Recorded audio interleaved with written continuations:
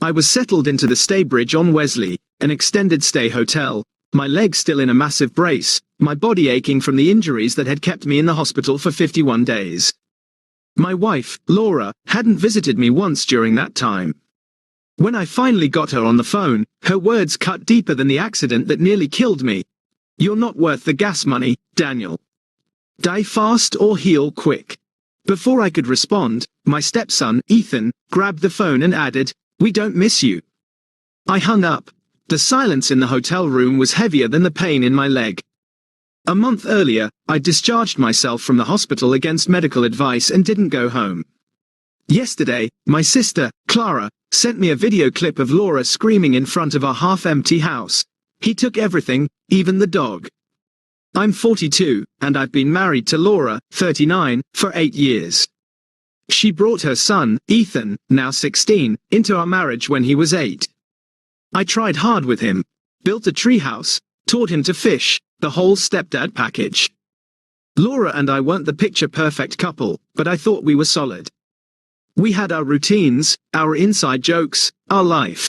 That all shattered 51 days ago when a support beam collapsed at the construction site where I worked. The result? A crushed leg, 3 broken ribs, and a punctured lung. The doctors said I was lucky to be alive. I don't feel lucky these days, to be honest. The first night in the hospital is a blur, clouded by pain meds that had me drifting in and out. I remember calling Laura, telling her not to bring Ethan because I looked rough. She promised to come first thing in the morning. Morning came, no Laura. Day 2, still no Laura. I figured she was busy with Ethan or work. I called that evening. She answered while some reality show blared in the background. She said she'd try to make it tomorrow. Day 3, no Laura. By day 5, I was genuinely worried, not about our marriage, but about her. Had she been in an accident? Was Ethan okay? I asked a nurse if my wife had called. Nothing. The pattern continued. 1 week turned into 2. The nurses started giving me pitying looks. One of them, Rachel, 34, would sit with me during her breaks. She never asked why my wife wasn't there, but I could see the question in her eyes. After 3 weeks, I was moved from ICU to a regular room. By then, I'd spoken to Laura exactly twice, each call under 3 minutes. She was always rushing. Our dog, Max, was sick. The dishwasher was leaking. Ethan had a game. Always something. That night, I couldn't sleep, replaying our 8th anniversary 2 months earlier. Laura had seemed distant, glued to her phone. When I asked if everything was okay, she smiled and said, "Of course, why wouldn't it be?" I thought it was odd but let it go. Foreshadowing, much. 4 weeks in, after my 3rd leg surgery, Laura still hadn't visited. My sister, Clara, came by almost daily, bringing home cooked food and updates about Max. He was fine, by the way. One afternoon, she hesitated before leaving, then asked if I wanted her to talk to Laura about her absence. The look on Clara's face said it all. She's never been good at hiding her feelings. We grew up in a house where you said what you meant or kept quiet. She hasn't visited her husband in the hospital for 28 days, Clara said. Something broke inside me. Not my heart, but the bubble of denial I'd been living in. I asked Clara to check our joint bank account. Call it a hunch, or maybe I was finally waking up. 2 days later, Clara brought my laptop and helped me log into our banking. What I saw sent my blood pressure soaring, triggering the monitors and bringing a nurse running. Over the past month, $6,000 had been withdrawn, mostly ATM withdrawals, a few transfers to an unfamiliar account, and a charge from a jewelry store. Laura doesn't wear jewelry except her wedding ring and a necklace I gave her last Christmas. That night, I made the call that changed everything. Laura actually answered. I didn't mention the money, just asked when she'd visit. The hospital's, like, 40 minutes away, she said, chewing something. Dinner time, I guessed. Gas is $5 a gallon, and with everything else. I repeated, everything. A pause. Well, yeah, I'm basically a single parent right now. Ethan's got stuff, the house needs work, that leaky roof isn't fixing itself. I reminded her that Clara had offered to drive her multiple times, that friends had offered, that we had enough money for gas, Or at least we did before those withdrawals. That's when she said it. You're not worth the gas money, Daniel. Either die fast or heal quick, but I'm sick of this in between. I must have made a sound because she started backpedaling, claiming stress, saying she didn't mean it. I wasn't listening. Then Ethan got on the phone. Guess he was right there. We don't miss you, he said, his voice cracking, like he was trying to sound tougher than he felt. Mom's friend Marco has been helping with everything. Marco, our neighbor who moved in 6 months ago, always offering to help Laura with chores when I worked late. I hung up, pressed the red button, and stared at the ceiling for hours. The next morning, day 36 in the hospital, Rachel brought an extra pudding cup with my meds. Rough night? She asked, noticing my untouched breakfast. I told her everything. I'm not sure why, maybe because she'd been consistently kind without expecting anything. She listened, then said something that stuck. Hello. Thanks for watching and being part of this journey. If you enjoy story like this, please like, comment, and subscribe. Your support means the world. Now let's dive into the story. Some people show you who they are during the good times. Smart ones pay attention. The rest of us learn during the bad times. The next 2 weeks were a blur of physical therapy, doctor visits, and secret planning. I told the hospital staff not to share my information if Laura called. She didn't. Clara brought documents from our home office while Laura was at work. I made calls using Clara's phone and tracked the bank accounts daily. More withdrawals, more unexplained expenses, including a charge for 2 plane tickets to Cancun. Laura hates the beach, says sand gets everywhere. One afternoon, Clara came in looking nervous. She'd driven by our house and seen Marco's car in the driveway at 2 p.m. on a Wednesday when Laura was supposedly at work. I didn't explode or cry. Instead, a strange calm settled over me, like everything finally made sense. That night, I asked Rachel what it would take to check myself out early. The doctors wanted me to stay another 3 weeks minimum. I could barely walk with a walker, but I needed to move before Laura drained our accounts completely. Rachel said. Against medical advice. But, Daniel, you're still healing. The infection risk alone. I can't stay here, I said. Not anymore. She helped me understand home care needs, found a medical supply company for equipment, and gave me a home health service number. On day 51, I signed the ARMA papers. My doctor spent 30 minutes trying to dissuade me, warning of serious complications. I told him I'd risk more by staying. Clara picked me up in her SUV, back seats folded down to elevate my leg. As we pulled away from the hospital, she asked, "Where to?" "Your place." I watched the hospital fade in the side mirror. 51 days, not one visit from my wife. "No," I said. "Not home. Take me to the Staybridge on Wesley." I made a reservation. Extended stay. For how long? I thought about Laura, Ethan, Marco, the missing money, the beach trip, 8 years of building a life with someone who couldn't be bothered to visit me. As long as it takes, I said. I've got plans to make. Clara glanced at me, then back at the road. You're going nuclear, aren't you? For the first time in 51 days, I smiled. No. I'm going to give Laura exactly what she deserves. Nothing more, nothing less. That's how Operation Empty House began. Update 1. Thanks for the support and messages after my last post. I wasn't expecting this to resonate so much. Some called my story fake, odd choice, but okay. Others wanted instant updates. Sorry for the delay. Managing revenge while recovering from major injuries is a time suck. So, where was I? The Staybridge on Wesley. That first night was rough. The hotel room felt vast and empty compared to the hospital.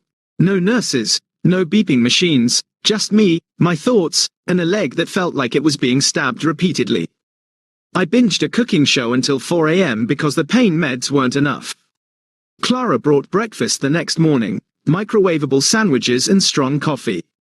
She was scrolling through a neighborhood social media group and found Laura's post about her heroic husband fighting for his life, asking for prayers, complete with a 5-year-old vacation photo of us.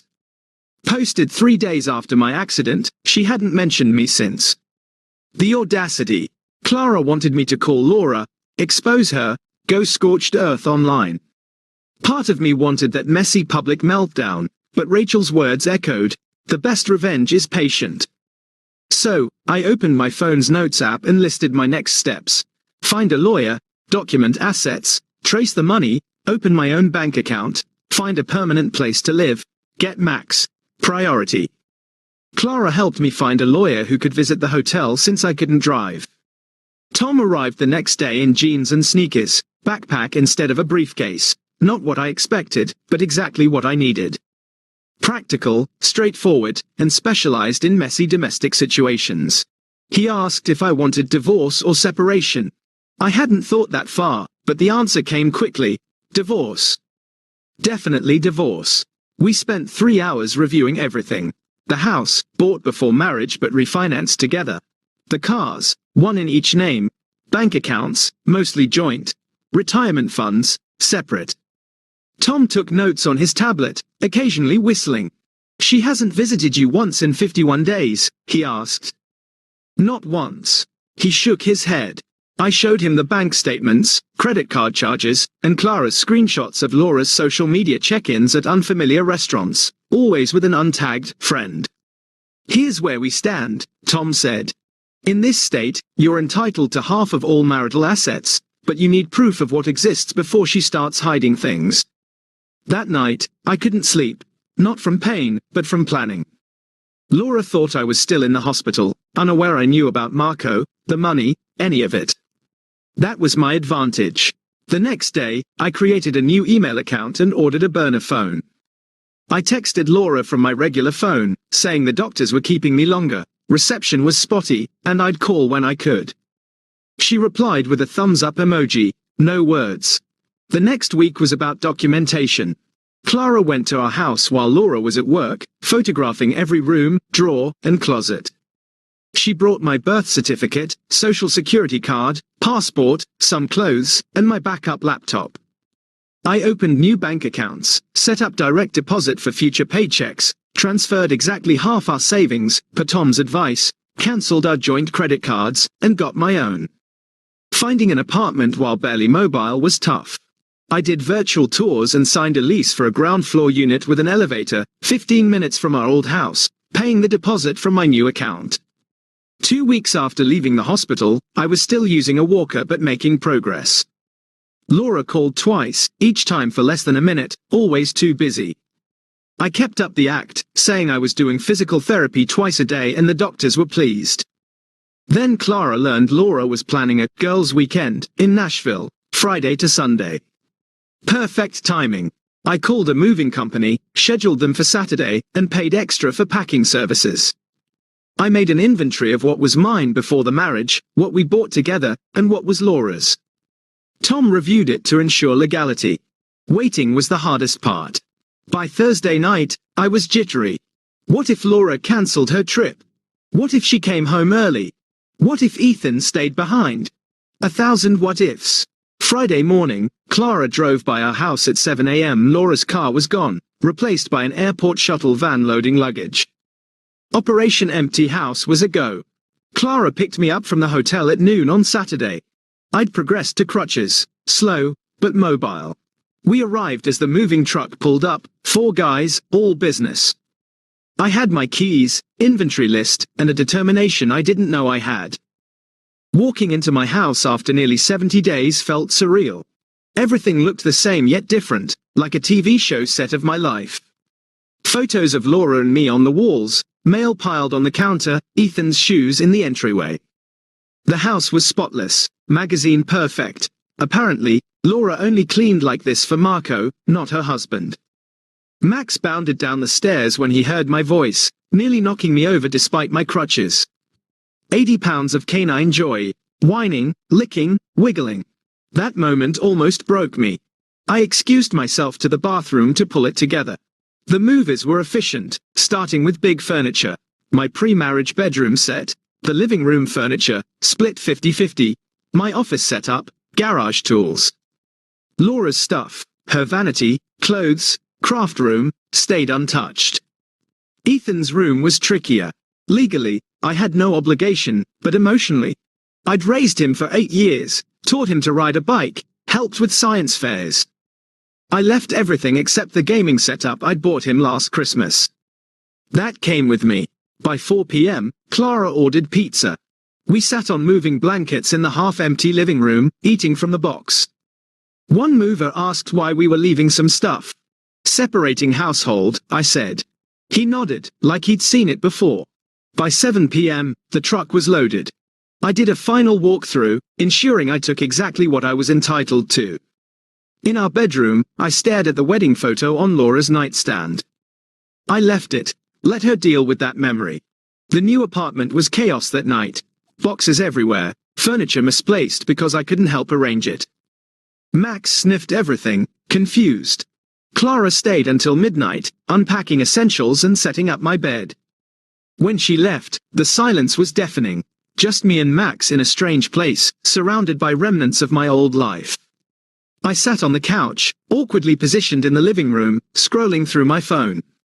Laura had posted Nashville pics, all smiles, #girlsweekend, #bestlife. Meanwhile, her house was half empty. The next day was Sunday. Laura and Ethan would return that evening. I expected anxiety but felt calm, like watching a movie I knew the ending to. At 6 p.m., Clara texted, "They're home." Waiting for the fallout. At 6:47 p.m., my phone exploded. Laura's texts, "Where is all our stuff? What did you do? Are you serious right now?" Then calls, one after another. I watched them come in but didn't answer. After the 6th, I turned my phone off. An hour later, my burner phone pinged with Clara's text, "You need to see this." She sent a doorbell camera clip. Her house is across the street and 2 doors down. Laura stood on our front lawn, screaming, hands wild, face contorted. "He took everything, even the goddamn dog. Who does this?" Max looked up at her voice on the video, tilted his head, then went back to chewing his bone. Smart dog. Later, I turned my regular phone on. 17 missed calls, 32 texts, 4 voicemails. I listened to one. Laura's voice shaking. "You can't just disappear with our stuff. This isn't legal. I'm calling the police." I forwarded it to Tom, who replied within minutes, "Let her call." Everything we did was by the book. The next morning, Laura emailed, subject, "We need to talk." 3 lines. "I know you're upset, but this is extreme. Call me. We can work this out. L." No apology, no acknowledgement, just Laura trying to control the narrative. I didn't respond. Tom sent her a formal letter listing what I took, why, and including divorce papers, legal, methodical, by the book. That afternoon, unpacking in my new kitchen, I found our anniversary card from 2 months before my accident. Laura wrote, "To many more years of building our life together." I stared at it, evidence of a broken promise. I photographed it, texted it to Laura with one question. "Was Marco already in the picture when you wrote this?" She read it instantly, started typing, stopped, started again. Finally, "It's complicated." That's when I knew I'd made the right choice. Some things aren't complicated at all. Final update. Here's the final update you've been asking for. Sorry for the delay. Life's been a lot. Thanks for the support. I never expected my mess to connect with so many. It's been 3 months since Operation Empty House. 3 months of rebuilding while watching my old life implode from afar. The weirdest part? Finding Laura's bobby pins everywhere, in my shoes, a box of kitchen utensils, between sofa cushions. Tiny reminders of the life I left, sticking around uninvited. After my last update, things got messy fast. Laura swung from angry texts to tearful voicemails within 48 hours. Classic manipulation. I'd seen this pattern before but never recognized it. On day 3 post-move, an unknown number called. Normally, I'd ignore it, but I answered. It was Ethan, his voice smaller, like he'd shrunk since I last saw him. He asked to visit, just to talk. No Laura, no drama. I hesitated. His, "We don't miss you," comment hurt, but 8 years as his stepdad don't vanish. I told him to come the next day after school, gave him the address, and made him promise not to tell Laura. Clara thought it was a trap. Laura using Ethan to find me. Maybe, but I had to know if anything was salvageable. Ethan arrived on time, wearing the hoodie I got him last Christmas, standing awkwardly in my apartment doorway, eyes scanning the half-unpacked boxes and makeshift furniture. Max went nuts, tail wagging, jumping on him. We sat on the balcony, drinking sodas, watching traffic. Ethan stared at his shoes, then opened up. He said Laura and Marco had been together for almost a year. He'd overheard them in the hospital, Laura saying my accident was convenient, giving them more time. The "we don't miss you" line. Laura coached him, promised a new gaming system if he said it convincingly to push me away. He was 16, torn between loyalty to his mom and his own moral compass. Why tell me now? The half-empty house was a wake-up call. Laura spent that night on the phone with friends, more worried about furniture than me. After Ethan left, I sat on the balcony until 2 a.m., nursing a beer, processing all the signs I'd missed. Laura's late nights, work events, weekends with friends I never met, the gradual distance I chalked up to normal relationship ebbs. The next morning, my burner phone got a text from an unknown number. "I know Ethan visited you yesterday."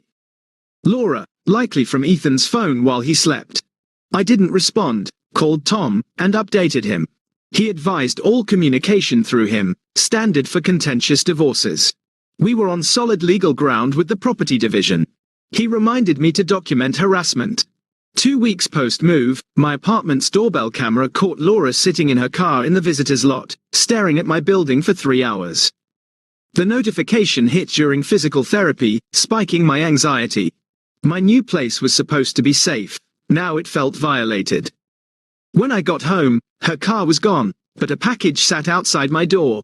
No label, just my name in Laura's handwriting. Inside, Max's old dog bed, photos of Ethan and me fishing, a letter. I didn't read it, stashed it in a drawer, and tried to forget it. That night, Laura called from another new number.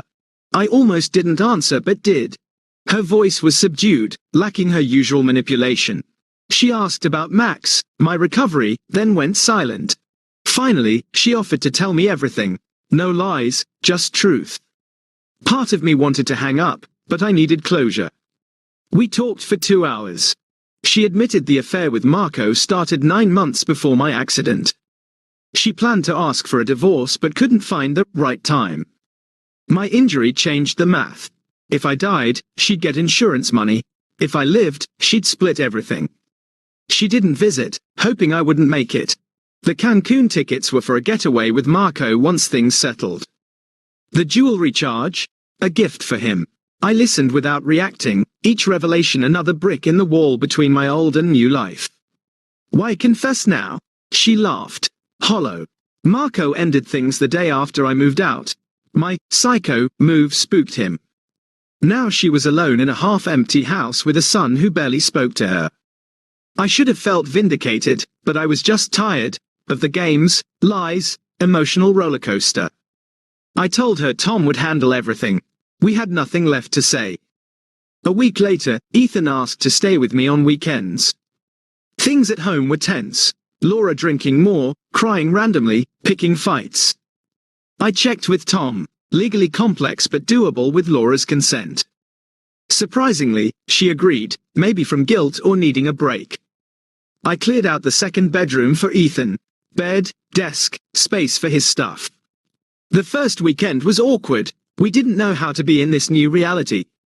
We played video games and ordered too much takeout. By the third weekend, we found a rhythm.